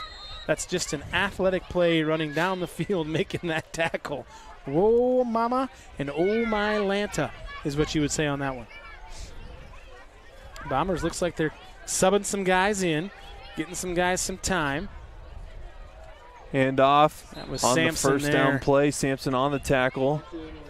Looks like that's a no-gainer there for the Polar Bears. And Sampson took on the block, had his arm out, and just kind of semi-clothesline him to the ground, but just the Bombers are just out physicaling him right now, you know, and that's a numbers thing, and guys playing both ways, but the Bombers have taken care of business. You know, we said it once before, and we'll probably say it again, but now right now, I guess in the last 40 seconds of this quarter, and we get into the fourth, you know, we just play within ourselves, and that was Jack Nelson in there. First time on the first one there on that tackle was Nelson. So another play, downhill play for Jack Nelson. I think that was Khalifa, number 12, on the run for the Polar Bears. So Polar Bears also working in some other guys in this game as the clock is running, 20 seconds left in the third quarter. It is 3rd down. Andrea Khalifa, do you suppose he's in relation to Wiz Khalifa? No, I think it's spelled differently. I think it's spelled a little different. It's spelled differently too. Still them boys. It's I love that name though. Love that name. Knapp rolls out on 3rd down, able to complete the ball to O'Brien, and there is Landy just throwing him to the ground, preventing a 1st down. Gain of 6. That'll end the third there on that one. Landy with an aggressive tackle there on him. And got to believe the Polar Bears are going to go for this one, and I think we're going to start to see some subs here for the Bombers. Because right now, this one is in the books, I would say, for the Bombers. Now we've got to keep everybody healthy, and we got to look to the next week, I think, to the Boone Toreadors. And folks, we've got our tents up here. And just had some water come down. Brock, I'll let you tell them what's on the screen here. I want to give a shout-out to the Ballard Athletic Booster Club that helps support Ballard Athletics. As you see in the bottom right corner, we have a couple of ads and sponsorships that have been rolling throughout the game. Those are sponsors of the Ballard Athletic Booster Club. They help support Ballard Athletics. They also help support the Ballard Network. Some of the equipment that we have been able to use over the years is through support of the Ballard Athletic Booster Club. So thank you to the Ballard Athletic Booster Club for supporting Ballard Athletics. You bet. Those guys at the Booster Club, they do. And 100% of that money goes back towards Ballard Athletics. So we sure appreciate everything those guys do for us. They let us borrow these tents for tonight's game, and it's helped us out stay a little warmer than probably most people here. Well, it's allowed us to bring a broadcast to these folks that are at home listening. We sure appreciate you at home watching. There's the punt. It bounces at the 49-yard line, and Rouse just goes away, lets it get spotted around the 45-yard line. Bomber offense will come back out. So we just got a report here with the wide receiver Falsgraf had maybe an ACL injury, and it sounds like their running back Titus, I can't think of his last name. Titus Cram has been injured in this Pella game as well, and it doesn't sound good for Bondurant for ours. So we just got done talking about that as far as keeping everybody healthy, but again, that opens up Foray quite a bit because Bondurant for our was a favorite coming into the season. They came off a good year last year, had a good group coming back, and we hope that Titus is okay in that. But it's funky things going on right now in October. It is Friday the 13th, Brock, so some strange things are happening. Hand off to Hedrick. He runs to the right side following his blockers. There is a flag coming out, and Hedrick able to break a couple tackles inside the 5, takes it to the end zone for the touchdown at the moment, but we have 2 flags out. I'll tell you what, Brock, that's an incredible run there by Rhett Hedrick, but right now the field looks like my college dorm room. There's laundry all over it. Similar? Okay. Brock's mom will appreciate that one, huh? Oh, yeah. Okay. Oh, man, that was a great run there by Rhett. Fought off some tacklers. Had some explosiveness down that sideline, too, for young Rhett. But it's coming back. I don't know if we got a block in the back on the edge and then maybe a holding in the middle. But there was 2 flags on the play. But the clock keeps running. We got a holding on the Bombers. Brings it back 10 yards. First down and 20 now for the Bombers. 48-6 is the score here in this homecoming game for the Ballard Bombers. They lead it at the 10-minute mark of the 4th quarter. The wind's picked up here a little bit, even up top, Brock. We're getting a little cool up here. That clock can't quite run fast enough, but Brock, and folks, I'm going to tell you right now, you talk about polar bears. We've got our own Brock the Polar Bear Bierman up here. The guy's got shorts on, everybody. He's got shorts on. He's a maniac, but there's Hedrick. There goes Hedrick again over the right side. There's Lamar on the tackle, but another huge run for Hedrick. Wow, what a good run there again by Rhett Hedrick, and this one will stand for the junior, number 5. Like a 30-yard run there from Rhett. Got good blocking at the point of attack. Kind of rode the hind end of one of his guys and just got him through the hole, and boom, down the kind of on the right hash, and first down and 10 for the Bombers. Nice run there by Rhett. Good job by the big fellas up front. Brings up first down. Hand off again to Hedrick. He's following his blockers, and it's leading to success as he picks up the first down for the Bombers. He had his hand right on Pesey's back. Connor Pesey, the junior, 64, leading the way for 5. Rhett Hedrick, the junior. Rhett had his hand right on the middle of his Told him take the wheel. Back. Yep, he said, there you go, big fella. Lead me to the promised land. Another first down for the Bombers. Clock is still rolling. We're getting close to the 8:30 mark in the 4th quarter. Bombers lead 48-6. Looks like they're going to get a win on homecoming night, but they're Doesn't look like they're satisfied yet on the scoreboard. No, and it's always good to win the homecoming game, right? Makes that dance just a little bit more fun. Hand off to Hedrick, this time up the middle. He fights his way forward, and I think he may have picked up another first down. You know what, Brock? This is going to make you happy, but with Hedrick wearing that number 5, he looks like the Lions running back that wears 5. David Montgomery. David Montgomery, you being an Iowa State guy. He low to the ground, stays in the hole, and then darts out and makes some nice cuts there from Hedrick. So nice running here by Rhett Hedrick. This has been the Rhett Hedrick drive.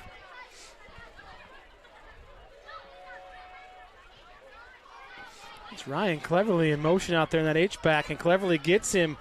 Hedrick inside the 5, stopped around the 2-yard line. It will be second down, gain of 6 for Hedrick. Nice job on the kick out there by Ryan Cleverly. And this offense that we run, we see those H-back guys. So we've got PC, we've got Henry Christensen, and we've seen Cleverly. We've seen Bo Ward in that spot, kind of shuffles across that line and kicks those guys out. So fun stuff here. And it's good for the senior Cleverly to get in the game here and get some pop in the pads as opposed to just doing that long snap. Handoff. Hedrick dives for the end zone. Touchdown, Bombers. Rick Hedrick has been all over on this drive, building a great drive for the Bombers. Leads to a touchdown. Yeah. Looks like we're going to have another kicker in the game here for the Bombers. That's Caleb. How do you say that last name? Lemkool? Caleb Lemkool looks like he's going to come in and try this one for the Bombers. So we go from 0 to 3. We got 3 kickers now. You know what? Well, hey, he's a lefty. I was going to say that. Okay, he's a lefty. He's a southpaw. Holy smokes. I mean, speaking of polar bears, paws, lefty, kicker, took his time, got it in, got demolished. There's the flag. Holy smokes. He takes he got it. Took a the licking. Upright. Yeah, he takes a licking and keeps on ticking. Brady Hillenbrand with a nice hold, and Brady got kind of messed up there too, but holy smokes. Whew. Somebody needed to tell Caleb to get a little quicker on that one, but hey, he got her up and over. 55-6 is the score now. Yeah, I didn't realize this earlier, but looks like Eli Rouse went with the cornrows tonight for the homecoming game. So I don't know who did that, but it's a different look for Eli. I haven't seen that out of him. He's got great hair. You know, I know we don't like to talk about hair. It's a touchy subject for you, Bear. But he's got a flow going on. Bear, could you cornrow that up there? Probably the sides. I don't. You know what you should go with? You know what I want to see, folks. And we could get a poll going on right now if you're listening. We could get Bear to have the skullet for next year. The skullet. Yeah. What am I looking at here? Pella's up 27-7 at halftime, and Indianola's up 17-0 over ADM at the end of the third. North Polk's putting a beat down on Boone at 35-0. So some district games are getting a little out of hand. Who was that? That's 44. That was Soash there with a good kickoff with a touchback there. We got off track talking about the skullet, but I think we could do it. No, we're not. Oh, we should, Brock. I'll tell you what. I think that makes certain people unhappy. Absolutely. But I think it'd make me very happy. I think it would make executive producer Dan Inkster happy. I think it would make all the fans of the Flyby show, the Ballard Bomber basketball games, the broadcast, the folks up at Iowa State, they would probably appreciate it as well. No? Well, I think so, Brock. I think you never know unless you try it out. Anyway. I'll ask them tomorrow. There you go. Polar Bears here. There's Marino Moreno on the run on first down. Tackled right away. Bombers are still flying around on the defensive side. Our pursuit's been good all night long for the Bombers. So that clock just keeps running here. We got to give a shout out again to Flight Bar and Grill. They're our main sponsor. They do such a good job over there at Flight Bar and Grill. They've expanded their menu here in the last month or so. They were basically dialing on the burgers with that big burger news. They won best burger in Iowa for 2023. I think they added new things. They've added some stuff. I actually ate there this afternoon, had the mango habanero bites. Terrific. They're spicy, but they're good. They're really good stuff. Cannot complain at all on that. So trying to get some more updates as we go along here. Hand off to Khalifa. He's able to pick about 2 yards up before being tackled. It brings up 3rd down. Yeah, another thing we failed to mention here, but we've got a Thursday night volleyball match coming up here that you can, if you can't make it over there to the hangar at the high school, we will be having it here on the Ballard Network. So a little sub-state game. I'm not sure who we have yet, who we play. It's either Bondurant or Pella. It'll be Bondurant or Pella. And I guess I did talk to Coach Duncan, and she thought it would probably be, God, what did she say? I think she might have said it would probably be Pella that might be coming to town, but that'll be Thursday night. We'll have that live. So that's exciting news since we just started doing volleyball this year. So we only had 3 home games. We'll get another one here. Pass to Wisdom, and after the catch, he's met right away. I think that was Hillebrand. Brady Hillebrand. He came down the hill and brought the brand down there, you know? You ever watch Yellowstone? I have not. You have not watched Yellowstone. That doesn't surprise me. You don't know who Zach Bryan is, and you don't watch Yellowstone. Bear, we got to get you some more culture, my friend. Anyway, the brand on Yellowstone's a big deal. So Hillebrand, he brought the wood there, Brady. He figured he'd dish some out after getting jacked up on the PAT attempt. So good for Brady Hillebrand, the freshman getting in there. Is he a freshman or a sophomore? Brady's a sophomore. Ooh, we're just getting laid off the field there. That looked like it was Caden Anderson come off late. Bombers almost get to it there. It's picked up by Rouse. He was almost able to break that tackle. If he did, he could have almost went all the way. But instead, he'll be stopped around the 38-yard line, and the Bomber offense will take over. Okay. I just got a report. I didn't count, and me being a Notre Dame fan, this hurts my heart a little bit. We only had 9 guys on the field there. And we almost broke one. So it's a good night to be a Bomber. Like I said, it's you mentioned it earlier, it's homecoming. Always good to win your homecoming football game. And it's a little later in the year this year for the Bombers. I think a lot of folks like to have them in September. So new quarterback. Looks like it is. Is it Brady Hillebrand back in there? Quarterback now. Brady's all over the place right now. Made the big hit on 3rd down. Now he's got quarterback duties as he hands it off on the first play. Over to the left side goes our running back. I'm trying to figure out who that was. Landon Chance there with the carry. So we got Chance Landy and we have Landon Chance. Oh, man, I tell you what, if that isn't an NIL deal, I don't know what is. You know, you can play. I'm glad those guys aren't on the same team. Looks like 68's in the game. He's a favorite. This is Tyler Bracey Searcy for the Bombers. The sideline erupted. Yeah, the sideline erupted when Tyler got in the game. Yeah, we're not sure where Mr. Landon Chance is kind of coming in, but now he's back on the field. Handoff again over to the right side is number 37. We got a bunch of new players in for the Bombers. Tapp. Able to pick up 11 is Tapp. Picks up the first down for the Bombers. You betcha. On a night like tonight with all this water, it's nice to have a Tapp out there, you know what I mean? Well, and the sideline's not happy. They brought 68 out. That's TBS. Yeah, TBS. That's he's a favorite. 2:10 left in the game. Hillebrand will hand it off again.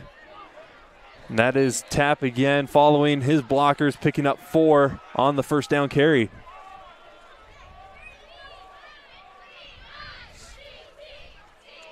This is my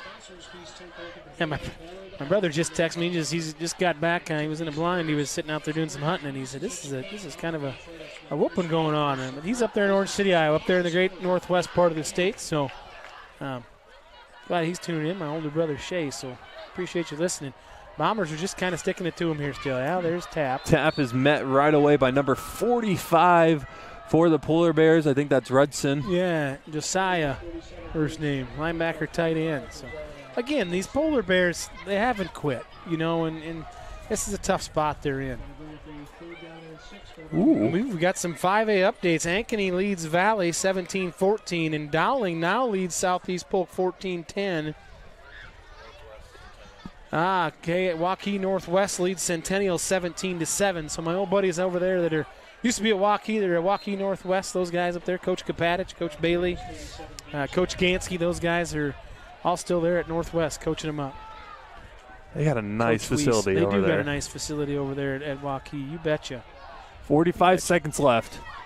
4th down. Bombers are probably just going to go for it here. Yeah, they run the clock here, and if we can kind of figure it out, and there might be one more play for the Polar Bears, but Bombers, looks like number 40's checked in for the Bombers. That's Jaden Leland. See what the Bombers do here.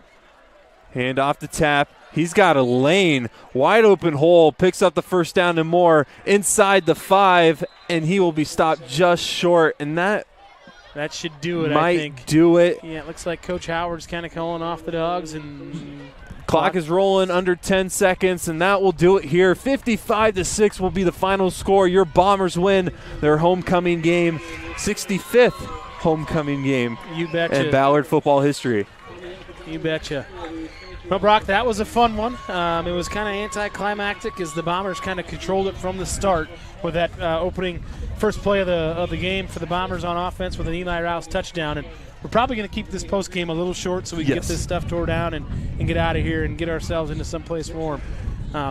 But, hey, we got a homecoming win, right? And now for you folks that are at home, if you want to follow along in some of those scores, we were giving you live updates. Again, we appreciate Steve Domino up here, who's kind of our tech guy, our score update guy. And we had Greg Poyer, Rob Mudd helping with spotting for us. And, of course, Dan Inkster, the executive producer. And we got to get this thing tore down, bro.